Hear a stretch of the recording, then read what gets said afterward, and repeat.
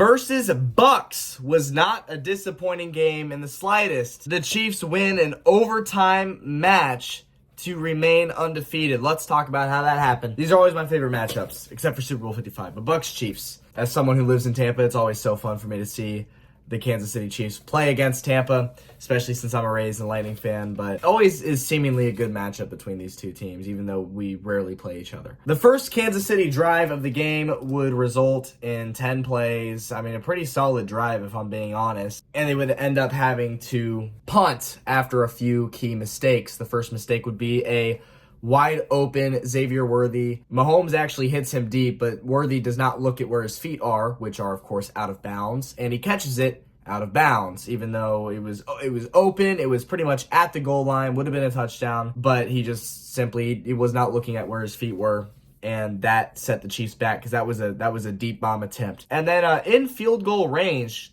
Kansas City gets up to the 32-yard line of Tampa Bay, and on 3rd and 9, Mahomes gets sacked for a loss of 9. They have to punt. So those two key mistakes, Worthy not catching the ball in bounds and Mahomes getting sacked on this drive, it resulted in the Chiefs having to punt the football away instead of coming up with at least 3. And look, Worthy's a rookie. He'll clean it up, I imagine, eventually. But mistakes like this are going to happen with rookies. Should have been 7 on the drive. Instead, they come up with 0. The Bucs on their first drive get held short by the defense of Kansas City, the dominant defense of Kansas City. They start the game off strong, only giving up 23 yards on 5 plays. The Bucs are forced to punt. The Chiefs, with their next opportunity, they're able to push downfield 33 yards in 8 plays. Worthy gets tackled for a loss of 10 on 1st and 10. Then they set themselves up for a 3rd and 16 in which Mahomes just dumped it off to P. Ryan. They don't get it, obviously. And Bucker sets up for the 40-yard field goal, which, of course, is good. Chiefs up 3-0. The Buccaneers, with their next drive, would string together a solid one at that.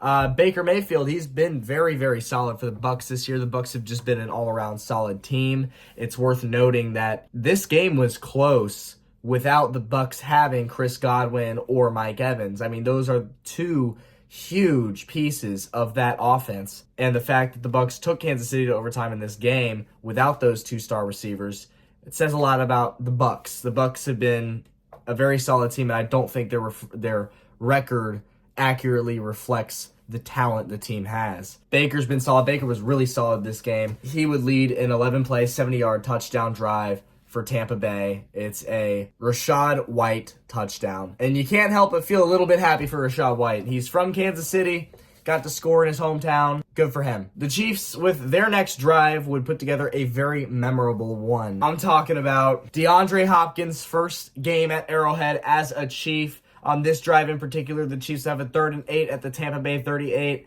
Mahomes would throw to Hopkins in triple coverage, and Hopkins remarkably came up with the football. I don't know how. I was at this game, and when I saw this play happen, I was like, "There's no way he caught that, right? Like, show me the replay. It had to have hit the ground at least. There's no way Hopkins caught that. It was in triple coverage, but he did, and the crowd roared. It was an intense moment. It was an exciting and optimistic moment for Chiefs fans, seeing what DeAndre Hopkins is capable of and seeing what he brings to the table in this Kansas City offense.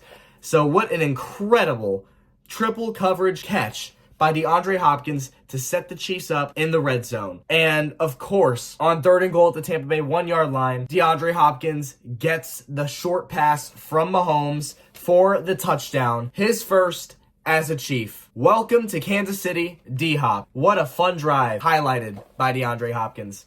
It's 10-7 Kansas City, and the Chiefs defense holds strong on the next Bucs drive as they would just hold them to a 3-and-out. The Chiefs now get an opportunity to go up 2 possessions against the Bucs, and because it's the regular season Chiefs, they don't do that. No, in fact, they fumble the ball, and surprisingly, the man who fumbled was Travis Kelce, the last person really on the offense that you'd expect to fumble the football. He does this once maybe twice a season. It's super rare for Kelsey. More than anything, I'm happy it just got out of the way with and got done with now instead of when it matters the most. So he did get that fumble, and he gave the Bucs an opportunity to come up with at least 3 points. They don't do it. The Chiefs defense, again, holds strong. The Bucs only advance 6 yards on 4 plays. They have to punt. And the Chiefs, when they receive the punt, they only have 25 seconds left in the half. They have 2 timeouts. They're going to try and make something work. Mahomes, with 16 seconds, tries to go up the middle to Pirine. With 10 seconds left at their own 30-yard line, Mahomes gets sacked. At that point, they just concede the drive, and the quarter is over. The half is over, and we move on. The Bucs receive the ball to start the second half, and Baker Mayfield leads another impressive drive for Tampa Bay, going 51 yards in 6 plays after Bucky Irving returns the Harrison Butker kickoff to the 49-yard line. They were set up well right away thanks to Bucky Irving. Baker leads them all the way to the end zone for a touchdown. It's a Cade Otton touchdown for Tampa Bay. The tight end, he's been pretty solid these last few weeks. The Bucs take the lead on the Chiefs 14-10. The Chiefs, with their next drive, what would they do? They would go 3 and out. Lovely, right? Lovely. Another Mahomes sack. The Chiefs O-line struggled in this game, highlighted by the struggles of left tackle, aka Wanye Morris. So the Bucs have a good opportunity now. They can go up 2 scores on the Chiefs if they get a touchdown. The Chiefs defense holds their own. They hold the Bucs to 3 as they would get a 47-yard field goal from McLaughlin. The Chiefs now are down 7 points. It's 17-10. They need to get points on this drive before it gets messy, because Baker has been playing pretty solid. The Bucs have been playing solid offensively. If they don't get points on this drive, it could get ugly from here. And they do just that. 70 yards, 12 plays. Mahomes finds Pirine for a nifty little touchdown. And Mahomes actually got hurt on this play. It was a non-contact. And when he went down, he stayed down for a little while, and it freaked the fuck out of everybody in Arrowhead Stadium, including myself, because usually when you see a non-contact injury like that, it feels like way too often it ends up being a torn ACL or a torn Achilles, and it just didn't look good, the way that Mahomes reacted to it. And he got up eventually, and I really thought he was going to miss at least a few weeks from this point on. Carson Wentz started warming up on the sidelines, but no, the very next drive, Mahomes came right back in. He didn't get much of a rest either, because the Bucs went 3 and out after the Pirine touchdown. So the Chiefs get the ball right back, and Mahomes comes right back into the game like nothing happened. I think it was something with his ankle. He tweaked it or something, but he walked it off and it was fine. It was very strange. I was anticipating the worst case scenario, ended up being the best case scenario.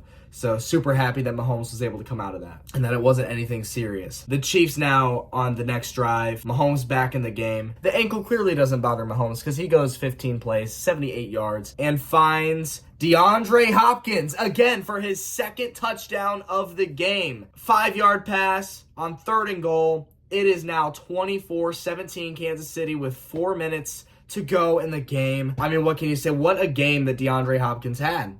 Welcome to Kansas City once again. I mean, it's amazing. At this point, it kind of feels like the Chiefs are taking control of the game, because on the next Bucs drive, guess what? 3 and out. The Chiefs defense holds strong again. It's 3 and out, and the Chiefs now, they get the ball, a fresh drive with just 2 minutes and 39 seconds left. 9 times out of 10, Mahomes and the Chiefs are able to burn the clock here and just kneel to victory. Shockingly, they go 3 and out. I mean, just another self-inflicted mistake. Just another shoot yourself in the foot moment for the Chiefs. You have a perfect opportunity to seal the deal here and end the game. You go 3 and out. And the Bucs, of course, burned 2 timeouts in the process. So only 23 seconds actually got burned off the clock on this Chiefs 3 and out drive. And it spelled trouble for the Chiefs. The Buccaneers, with just a little over 2 minutes to go. Baker Mayfield and the Tampa Bay Buccaneers lead a touchdown drive with just over 2 minutes to go to tie the game. And I will say I actually missed most of this drive because there was a big fight happening in front of me at Arrowhead. Some fun footage from that. But yeah, I mean, this was going on. It's unfortunate that people can't just sit down and watch the fucking football game. You got to sit there and start beef with your fellow fans. I mean, I think everybody involved in this fight was a degenerate, honestly. I didn't take a side. I really don't know the full story, but it just seemed like it was all petty stuff. That alcohol was involved, of course, and there came the punches, and it's just stupid because it was such a pivotal moment of the game, and I couldn't even watch it. Yeah, before I knew it, before security came and cleared everybody out, and by the time that I was able to put my eyes back on the football field, the Bucs were about to score a touchdown. I'm like, well, what the fuck did I miss? How did that happen? Fight broke out, and then now here we are. Bucs magically went downfield, and they're going to get a touchdown, and that they did. It was a pass to Ryan Miller, I think his name is. Last name Miller. I think his first name is Ryan. You can correct me if I'm wrong. I never even heard of this guy. But Miller, yes, gets the touchdown to tie the game up for the Bucs. 27 seconds left. And there was a lot of talk afterwards as to why did Todd Bowles not go for 2 when he scored the touchdown. I certainly thought that he was going to do it. Absolutely. But I think Todd Bowles is one of the worst coaches, if not the worst coach in the NFL right now. He's a scaredy cat when it comes to making ballsy decisions. That's just the thing. He doesn't make ballsy decisions ever. He's the most conservative coach I think I've seen in the NFL this year. He just plays classic football. He does not get ballsy. Personally, I think the Bucs would have gotten it if they had gone for 2, and they would have probably won. That being said, there still was 27 seconds for the Chiefs and 3 timeouts, so they obviously had an opportunity to go down and get the field goal. They didn't do it this time around, and the game gets sent to overtime. The Chiefs win the coin toss, and everybody knows the Chiefs' chances of winning this game just shot up like Bitcoin after the election. The Chiefs, who had struggled for a couple of drives in this game, going 3 and out with the chance to seal the game, not being able to go down and get the field goal at the end of regulation. They string together a drive like it's nothing in overtime. 10 plays, 70 yards, 5 minutes. Kelsey gets to the 2-yard line. Kareem Hunt does the rest from here. Kareem Hunt, who had been running all night, goes up and he gets the touchdown for the Chiefs' victory in overtime. A game that was too close for comfort for Chiefs fans and for the Chiefs.